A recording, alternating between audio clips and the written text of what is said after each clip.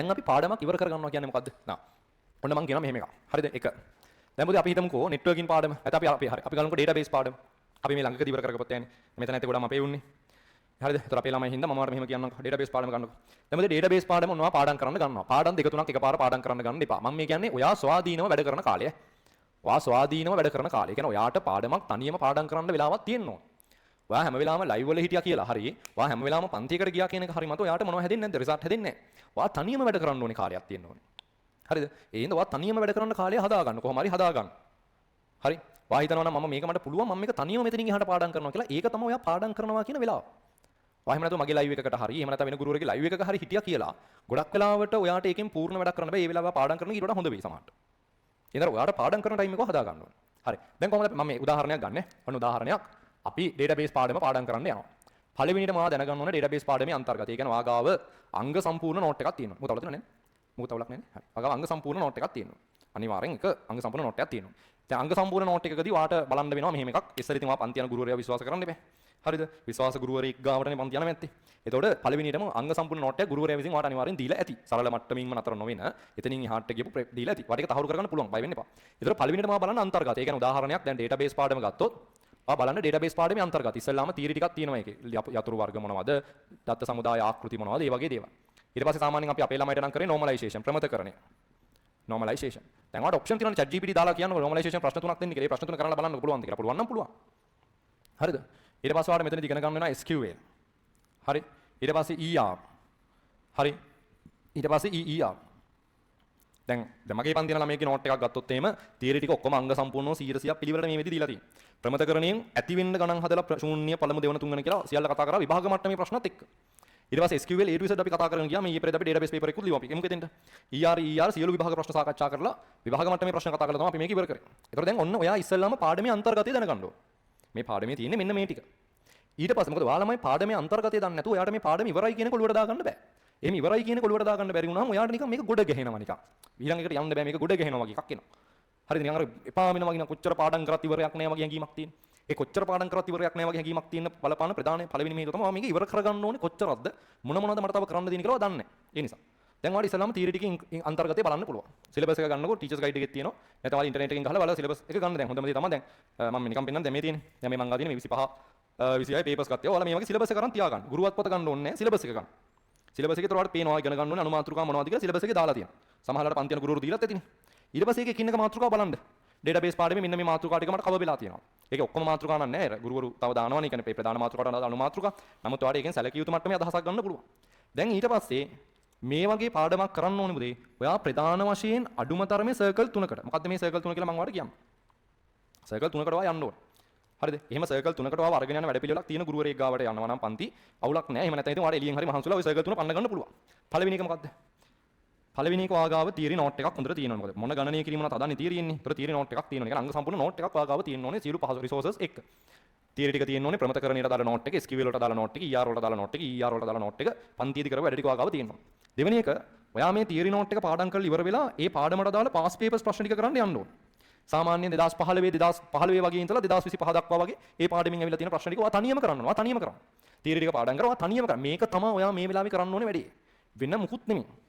හරිද? Pass papers ටික කරන්න. එතකොට සාමාන්‍යයෙන් ඔන්න ඔයාලට පාඩම කන්ෆර්ම් right. 2017 2015 ඉඳලා 2025 දක්වා වෙලා තියෙන සියලු SQL ප්‍රශ්න මට පුළුවන් නම් වැඩේ උඩ අවුලක් නැහැ. ප්‍රමතකරණයේ ප්‍රශ්න ටික මට පුළුවන්. මට තේරෙන්නේ නැති තැනක් තිබ්බොත් ගුරුවරයෙක්ගෙන් හරි අහගෙන වැඩේ කරනවා. ඔයා මේ වෙලාවේ වැඩ කරනවා. දැන් ඔයා ගුරුවරුන්ගෙන් වැඩ ගන්න තේරෙන්නේ නැති තැනක් තියෙනවා. ගිහින් අහන්න බෑ නේද? එහෙම අහන්න බැරි වෙන්න බෑනේ. හරිද? ඔයා මේ වෙලාවේ ඔයා වෙනුවෙන් වැඩ කරන්න.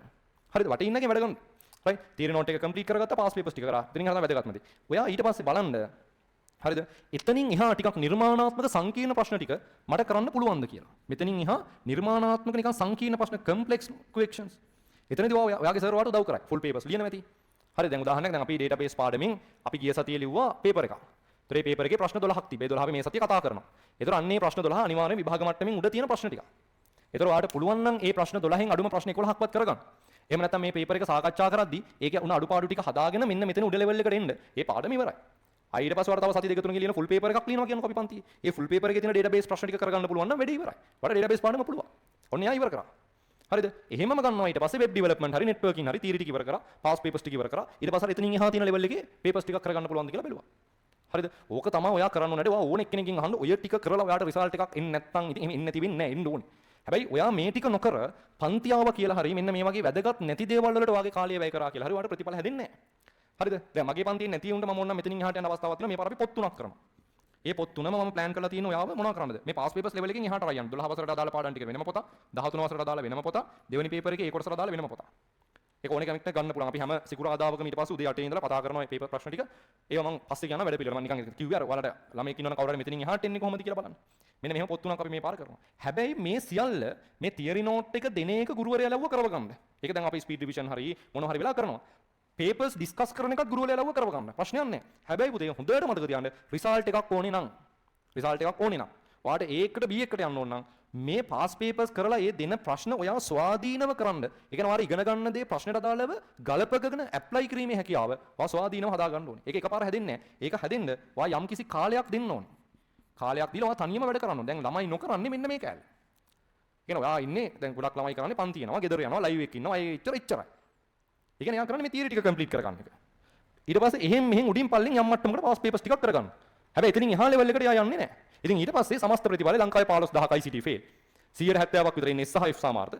100 දෙකට තමයි A ඉන්නේ. අන්න ඒ වගේ තැනකට යන එක සරල දෙයක් නේ. හරිද? ඒ හින්දා රයිට්. දැන් අපි ගිය පාර පන්තිදී AB අපිට 100ට වැඩි 103ක් අපි යදුවානේ. ඒතර AB 103ක් තියෙන පන්ති මං හිතලා ලංකාවේ හරි අඩුයි. මං ඊට වඩා බලාපොරොත්තු වෙනවා. නමුත් එච්චරයි තිබිටි. AB 103 ඉතින් අපි කොච්චර කිව්වත් ළමයි වැඩ නොකරන ප්‍රවණතාවයක් තියෙනවා. ඒ නිසා මේක පාර ඔයාට කියන්නේ හරිද? ඔයාට කියන්නේ මේක හරියට බහැලා කරන්න. හරිද?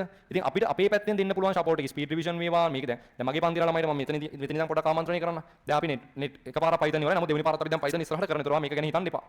අපි database මේ විදි කම්ප්ලීට් ඉවරයි. හත්වෙනි පාඩම අපි ඉස්සරහට කරනවා. ඒක ගැන හිතන්න එපා. හරිද? ඊට පස්සේ අපි 10 වෙනි පාඩම මේ දවස්වල කර ඉන්නේ. ඒතර ඒ ලකුණු ටික වාට මේ දවස්වල කරන දේ පාඩම් කරා නම් ගන්න පුළුවන්. මම මේ කියන්නේ අවසාන සති 10ක මම වාට කරලා දෙන වැඩි.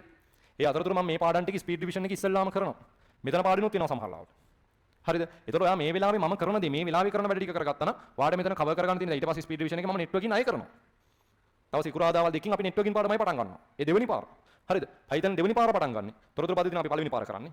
ඊට පස්සේ 8 වෙනි පාඩම අපි මේ ඉවර කරලා තියෙන ඕනේ ළමයෙක්ට ඕන නම් පැකේජ් එකක් කරන් බලන්න පුළුවන්. එහෙම නැත්නම් ස්පීඩ් රිවිෂන් එකේ මම අහපුව ඩේටාබේස් උත් කරනවා විභාගයට යන්න. ඒතර මේ වෙලාවේ මාත් එක්ක මේ වැඩේ කරගත්තා නම් ඔයාලට මේ ලකුණු 60න් ලකුණු 55ක් ලකුණු 60ක් ගන්න 68න් ළමයි ලකුණු 55ක් 60ක් ගන්න බැරි වෙන්නේ නැහැ. හැබැයි ඔයා කරන්න ඕනේ. දැන් ඔයා තේරුම් ගන්න. ඇයි අර අතිබහුතරයකට ඒ C එකක් S එකක් F එකක් එන්නේ. එයාලා ફોකස් කරන්නේ මෙන්න මේ පාඩම් ටික. දැන් ළමයට පුළුවන් මේ වෙලාවේ මෙතන පාඩම් 5යි මෙතන පාඩම් 3යි මේ 8 මත යපෙන්න. හැබැයි එයා හිතන්නේ මේ 8න් ඉන්නේ අඩු ලකුණු ප්‍රමාණයක්. ඊට වඩා මම මේ ටික කොහොම හරි ගොඩ දාගත්තොත් මම වැඩි ගේමක් ගන්න පුළුවන්. මේ එපා කියන්නේ. අනිත් එක තමයි මේ ටික ගොඩ දාගන්න එකට මේවා ගේමකුත් නැහැ.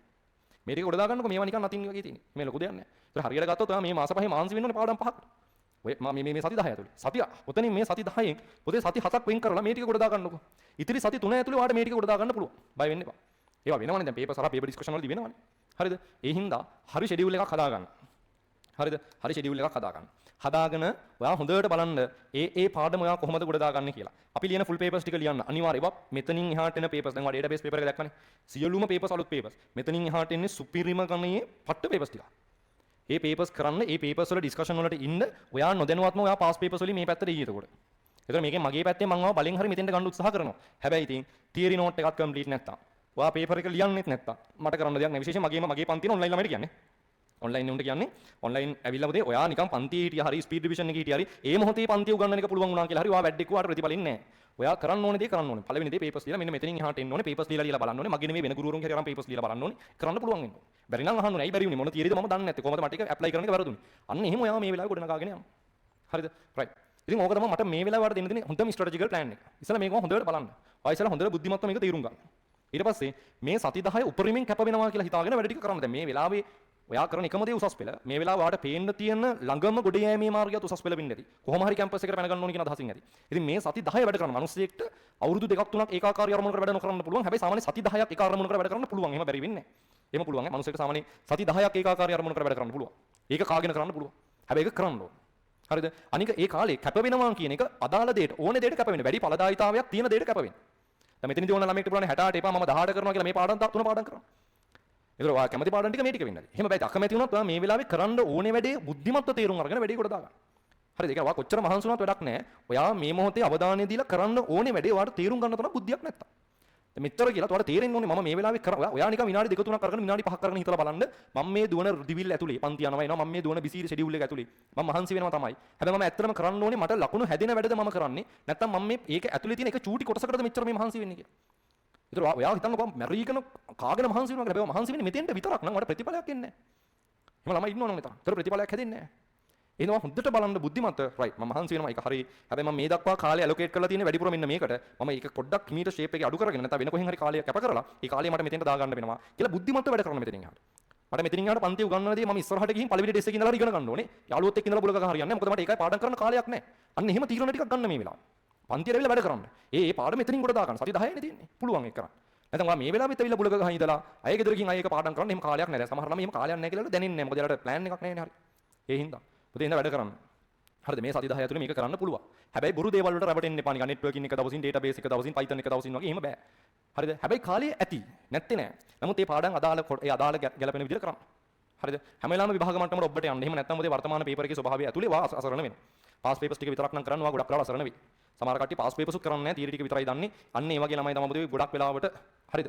අතිබහුතර 170 169ක් 168ක් S සහ F නම් ඔයාට මේ කරන වැඩේ සමස්තය කරන වැඩේ අවුලක් තියෙනවා කියලා තේරෙන්න ඕන. හරි. ඒ හින්දා පොඩ්ඩක් බුද්ධිමත්ව වැඩ ටික කරන්න. රයිට්.